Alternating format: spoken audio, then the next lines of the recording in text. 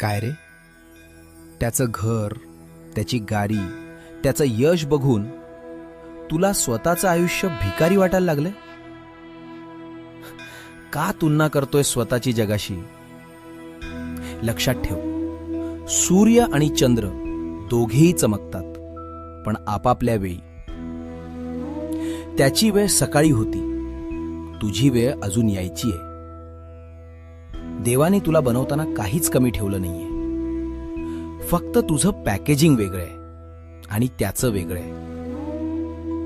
लोकांना कॉपी करू नकोस, कारण तू एक मास्टरपीस आहेस, ज्याची दुसरी प्रत या ब्रह्मांडात उपलब्ध नाही.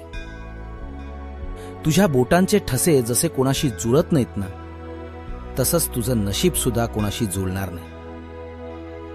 स्वतःवर प्रेम करायला शिक. भिवरू नकोस. मी तुझ्या पाठीशी